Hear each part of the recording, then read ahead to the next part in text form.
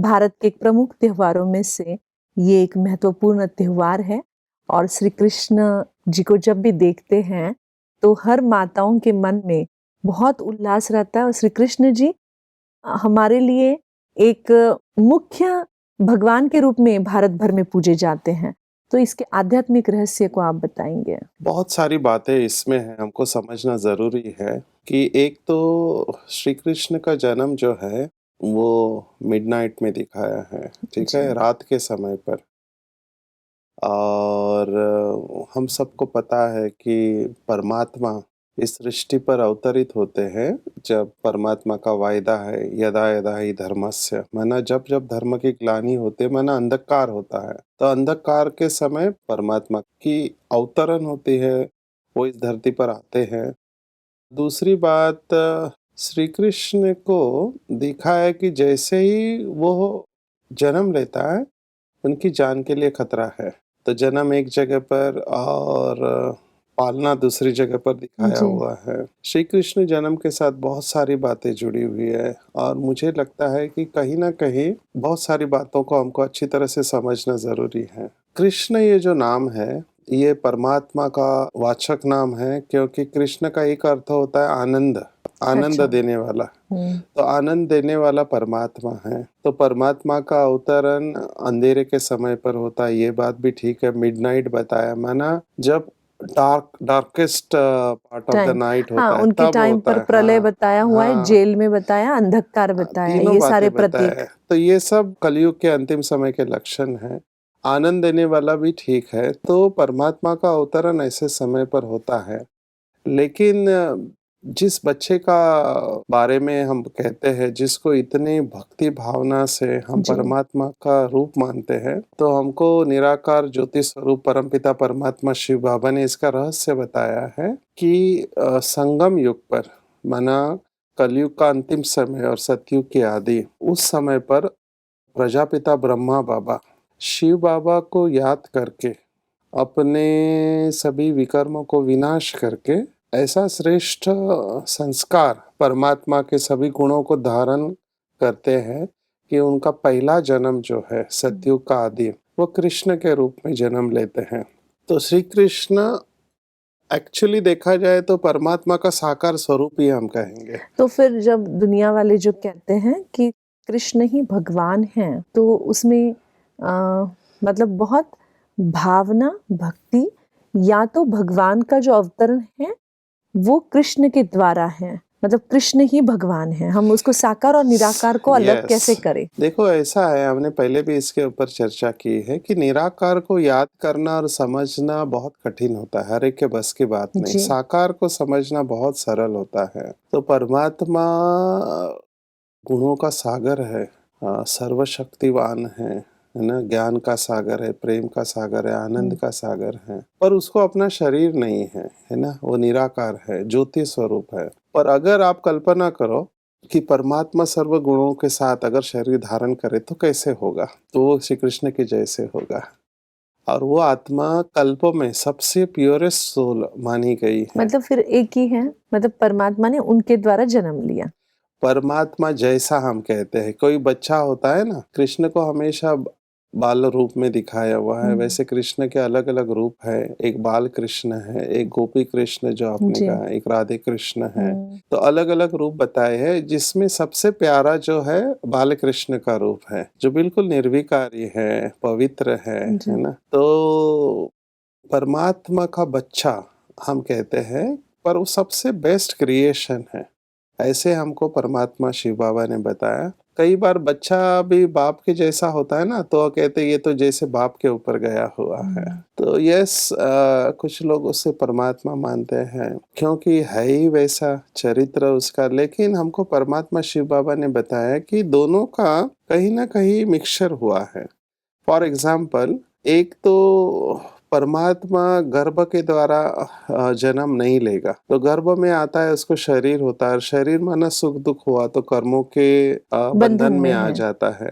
तो वो पार्ट है ब्रह्मा बाबा का। तो ब्रह्मा बाबा कर्म के बंधन में आते हैं, पर निराकार शिव बाबा जन्म मरण के बंधन से न्यारे हैं, ठीक है हुँ, ना, वो परकाया प्रवेश करते हैं। जी।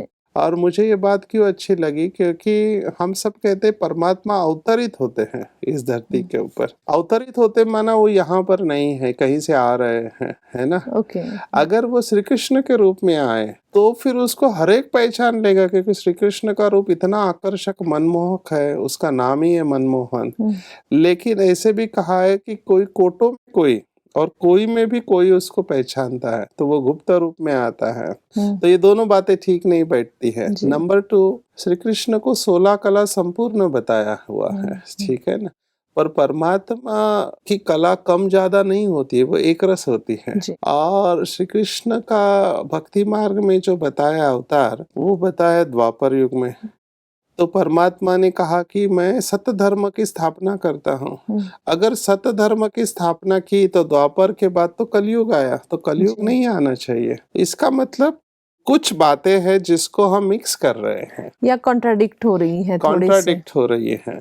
देखो 14 कला श्री राम का जन्म पहले बताया त्रेता में, जबकि नियम के अनुसार 16 कला वाली आत्मा पहले आनी चाहिए, फिर 14 कला वाली आनी चाहिए, तो ठीक है ना। 16 कला श्री कृष्ण जी के पीछे लगाई है, हाँ, लेकिन उनका जन्म द्वापर में द्वापर में दिखाया है बताया, और श्री राम का त्रेता त्रेता में में बताया। बताया, तो उनको पहले बताया। ओके। तो परमात्मा ने हमको इसका रहस्य बताया कि श्री कृष्ण सबसे पवित्र आत्मा है और परमात्मा जैसे है पर परमात्मा नहीं है। श्री कृष्ण का जन्म सतयुग में होता है, आदि में, और वो महाराज है, महाराज कुमार है वो, और फिर बड़ा होके वही आत्मा श्री नारायण की आत्मा बनती है और वही विश्व के ऊपर राज्य करते हैं। तो श्री कृष्ण का जन्म बहुत इम्पोर्टेंट है भारतवासियों के लिए। रात के समय वो आता है क्योंकि कलयुग की रात खत्म होकर सतयुग का दिन आदि होने वाला होता है। पर यहाँ पे हैविंग सेड ये स्पिरिचुअल एक्सप्लेनेशंस के बजाय मैं श्री कृष्ण के चरित्र को जो भक्ति जी, मैं मार्ग अभी वही में पूछने जा बताया रही गया थी है कि चरित्र में श्री कृष्ण जी को ऐसे बताया है,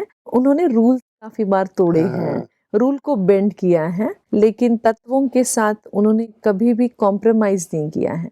तो क्या हम ये सीख ले सकते हैं कि sometimes we can break the rules, but हमको प्रिंसिपल पर टिके रहना चाहिए। बहुत सारे मैसेज हम उसमें ले सकते हैं। पहला मैसेज जो मैं लेता हूँ कि एक तरफ उसको बालक के रूप में दिखाए, छोटा बच्चा, और उसके बहुत सारे नाम है, माखन चोर या रणछोड़ दास भी उसको कहा हुआ है, क्योंकि वो युद्ध के मैदान से भागे थे। तो इसके पीछे मुझे लगता है कि अर्थ है आध्यात्मिक। तो माखन क्या है, तो माखन एक विशेषता है। तो श्री कृष्ण को ये पता था कि किस आत्मा से कौन सा कार्य लेना चाहिए। अच्छा। जो राजा होता है, इवन आज के कंपनी के हिसाब से हम कहें कि बॉस जो होता है उसको पता है कौन से सबऑर्डिनेट को कौन सा काम देना चाहिए, उसकी विशेषता क्या है। जब आप अपने साथियों की विशेषता जानते हैं तो उससे कौन सा काम लेना चाहिए ये आपको समझ में आ जाता है। तो श्री कृष्ण की पर्सनालिटी में ये विशेषता थी कि किससे कौन सा काम लेना चाहिए। वो माखन को जानता था। मक्खन जो निकलता है ना, छाछ से निकलता है, दही उसका मंथन करने से निकलता है। तो दूसरा, उनका मनन शक्ति की बहुत अच्छी थी, मनन शक्ति। फिर एक तरफ बच्चा दिखा है और दूसरी तरफ एडवाइजर दिखा है युद्ध में। तो कब बच्चा बनना चाहिए, कब एडवाइस देना चाहिए, इसकी परखने की शक्ति, ये फर्क उसके अंदर था। इसको परमात्मा ने हमको कहा बालक और मालिकपन का बैलेंस होना चाहिए। जी।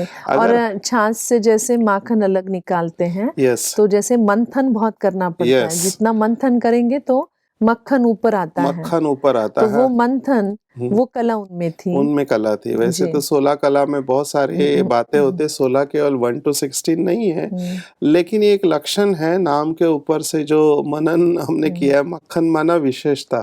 तो आपको भी अगर श्री कृष्ण के जैसा बनना है, उसके जैसा महाराज कुमार बनना, तो हर एक की विशेषता आपको पता होनी चाहिए। कब बच्चा बनना है और कब बड़ा बनना है ये आपको आना चाहिए। इसको भी मैच्योरिटी कहते हैं।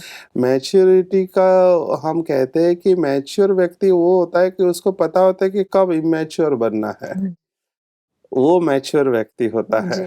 तो परमात्मा शिव बाबा ने हमको जो महावाक्य दिए कि डिफरेंस ऑफ ओपिनियन आता है संगठन में और हर एक को लगता है कि मेरी बात सुनी जानी चाहिए, मैं जो कहता हूँ वही सच है।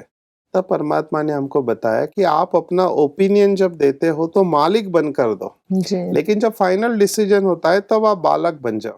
तो वो पर्सनालिटी वाले लोग कंफर्टेबल रहते हैं, उनका जी। कॉन्फ्लिक्ट नहीं होता है, संघर्ष नहीं होते हैं, नहीं तो लोग हर्ट फीलिंग करते हैं कि मैंने मेरा ओपिनियन दिया और मेरा ओपिनियन लोगों ने सुना नहीं, तो ये लोगों को बहुत स्ट्रेस आता है आगे जी। चलकर संगठन में। पर श्री कृष्ण की पर्सनालिटी एक तरफ बच्चा और एक तरफ एडवाइजर।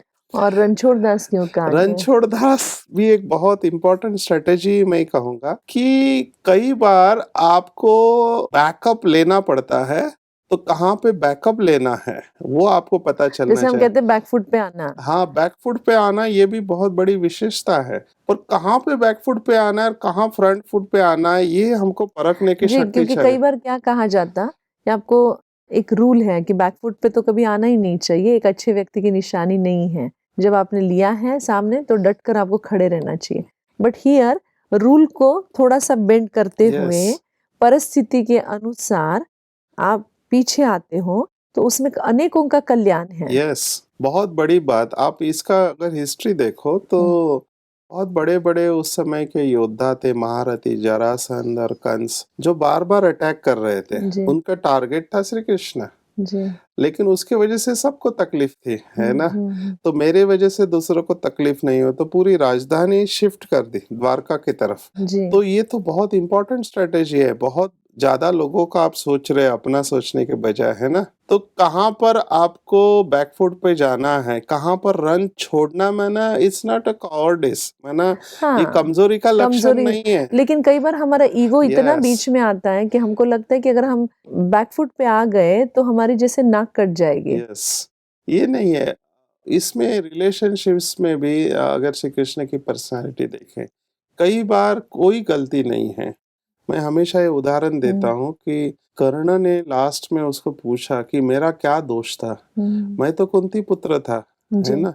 ज्येष्ठ कुंती पुत्र था और मेरे साथ इतना अन्याय क्यों, है जी, ना? मुझे सूत पुत्र करके हुँ, पूरा जिंदगी भर निकालना पड़ा। मुझे सब शस्त्र नहीं मिले जबकि मैं एक अच्छा योद्धा था, तो मेरे साथ इतना अन्याय क्यों? तब श्री कृष्ण कहता है तू मेरी जिंदगी को देख, मेरा जन्म से ही मेरे पीछे शत्रु पड़े हैं, ठीक है हुँ, ना? मेरी माँ से मुझे अलग कर दिया गया, जिस युद्ध को मैंने नहीं जन्म दिया लेकिन मेरे ऊपर उसका पूरा एक ज़िम्मेदारी हाँ, डाल दी पूरी गई थी। मेरे ऊपर डाले कि मेरे वजह से युद्ध हुआ हुँ, करके, जबकि मैंने कुछ नहीं किया। जिससे मैं प्यार करता था वो मुझे मिली नहीं, उसको मुझे छोड़ना पड़ा, वो कहीं और गई। तो मेरे ऊपर भी कितने लांछन लगाए गए, लेकिन सब सिचुएशन में मैं भी तो हूँ ना, मैंने भी उसका सामना तो किया है। जी, तो ये हमको सीखना चाहिए श्री कृष्ण के चरित्र से कि कितने बार उनके ऊपर क्या-क्या आरोप लगाए गए, जी, क्या-क्या कहा गया उनको, लेकिन उनकी पर्सनालिटी है हमेशा प्रसन्न चित्त और ऐसे कि जैसे राजयुक्त उनके स्माइल दिखाया है। इवन हुँ, टीवी पर जो सीरियल दिखाते हैं उसमें भी उनके चेहरे पर जो स्माइल दिखाया है उसमें एक राज भरा हुआ जी, रहता है। तो उस वक़्त जब उनकी पर्सनैलिटी हम स्टडी कर रहे थे, तो हमने देखा कि श्री कृष्ण की पर्सनैलिटी कितनी मोटिवेट करती है हुँ, कि जब हम राज़ को जानते हैं किसी भी, तब हम नाराज़ नहीं होते हैं। जी। ये परमात्मा शिव बाबा के प्रश्न अंदर महावाक्य, नहीं है, हर चीज़ प्रश्न नहीं उनका है। जैसे हाँ, मन जैसे शांत है एकदम, जवाब कंप्लीटली पता है, जवाब क्यों हो पता है, रहा है इसका। ज्ञान क्लियर है। यस, और यही परमात्मा शिव बाबा ने हमको सृष्टि के आदि मध्य अंत का ज्ञान दिया है। और मुझे आज याद आ रहा है कि शिव बाबा ने एक मुरली में कहा था कि ज्ञानी अर्थात समझदार, हुँ, जिसके पास ज्ञान है वो कभी ये नहीं कहेगा ये क्यों हुआ, क्या हुआ, कैसे हुआ, ऐसे तो मेरे नहीं साथ होना क्यों चाहिए हुआ? था।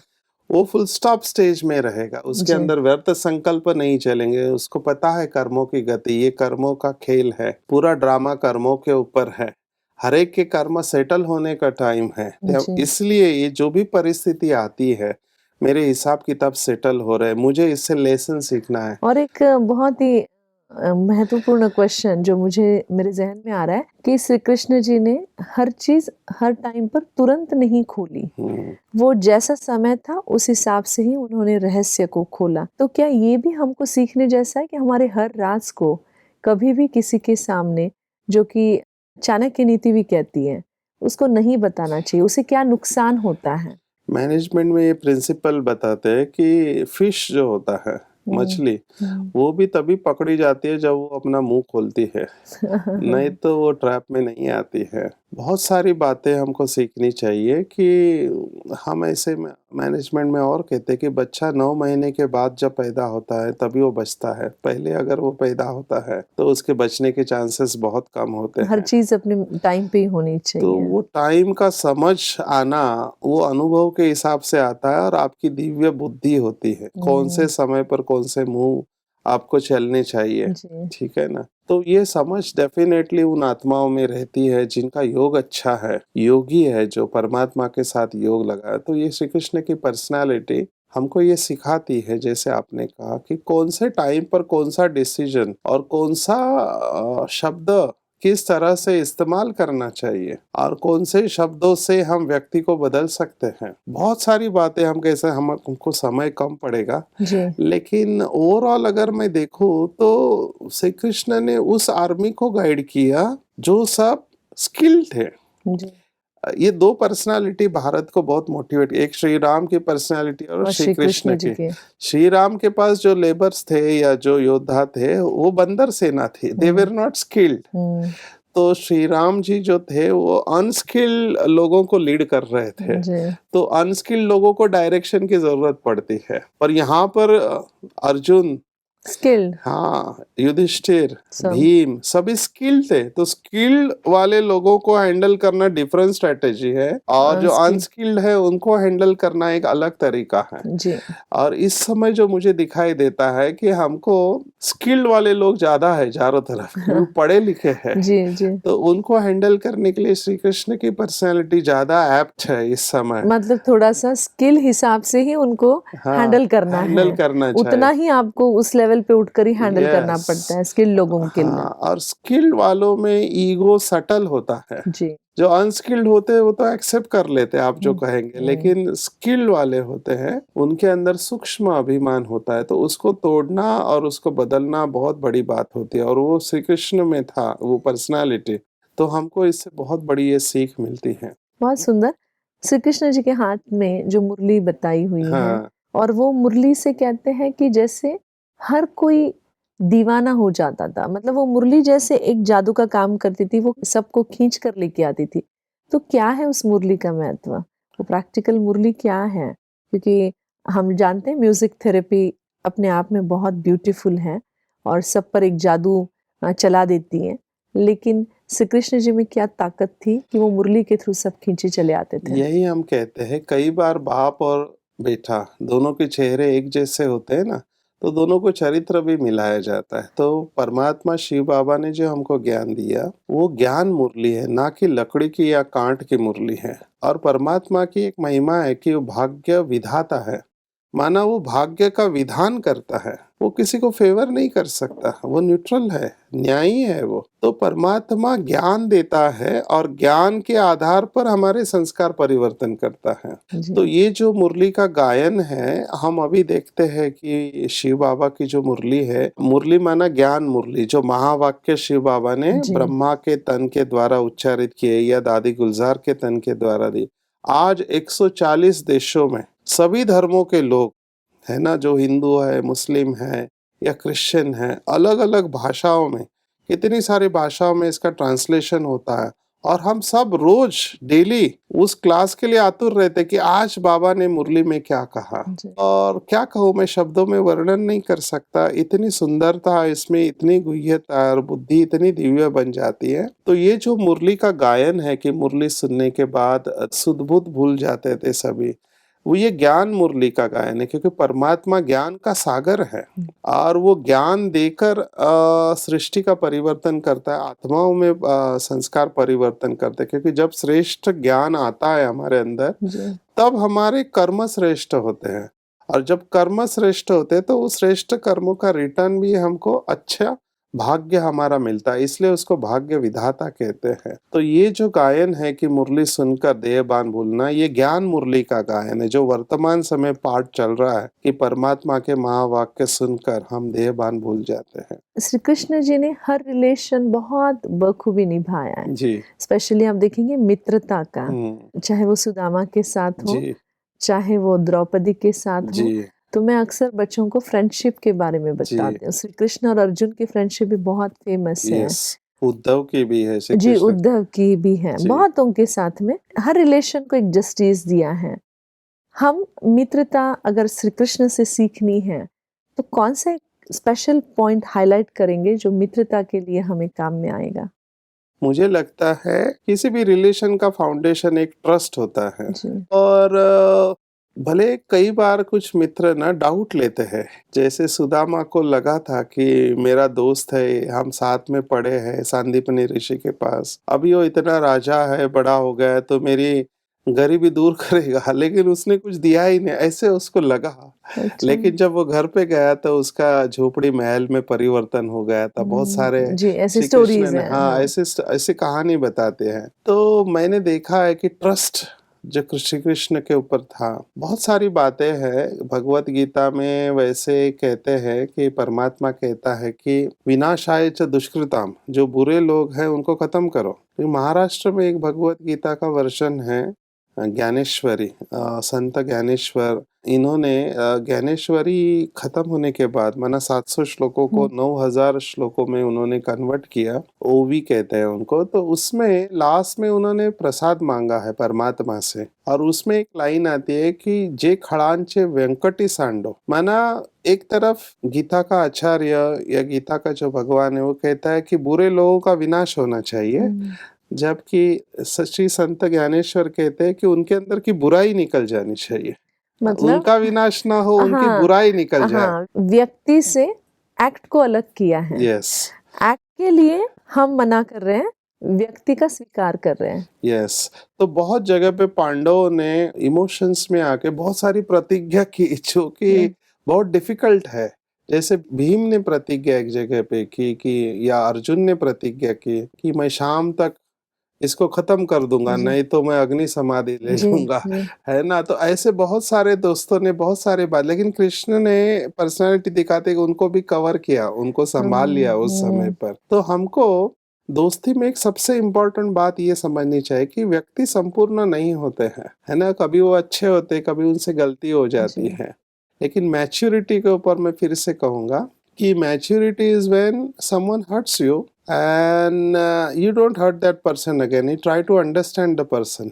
माना जब आपका कोई अपमान करता है जी। या कुछ ऐसा करता है जो दोस्ती में नहीं करना चाहिए, उस जगह पर बदला लेने के बजाय आप उस व्यक्ति की भावनाओं को समझने की कोशिश करो जी। और उसको सहयोग देना। ये कृष्ण की पर्सनालिटी से हमको सीखने को मिलता है। तो श्री कृष्ण की पर्सनालिटी मल्टीफैसेटेड है, और मुझे ऐसे लगता है परमात्मा और श्री कृष्ण दोनों के चरित्र को कहीं ना कहीं ओवरलैप किया गया, मिलाया गया है, क्योंकि जैसे हमने देखा बाप और बेटा दोनों के चेहरे कई बार एक जैसे होते हैं, तो हमको समझ में नहीं आता कि बाप कौन है और बेटा कौन है, इसलिए दोनों के चरित्रों में कहीं ना कहीं मिलावट है। हैविंग सेड दिस, वो तो जो स्पिरिचुअलिस्ट है जिनको इसकी गहराई में जाना है वो इसके ऊपर चिंतन और मनन करे। As a doctor and as a coach and trainer मुझे ऐसे लगता है कि हमको इसमें से प्रैक्टिकल बातें उठा लेनी चाहिए, है ना। जन्माष्टमी के निमित्त जन्माष्टमी के दिन पर हम इसको प्रैक्टिकली उठाए कि कैसे हमको बैलेंस में चलना चाहिए, लव और लॉ का बैलेंस चलना चाहिए,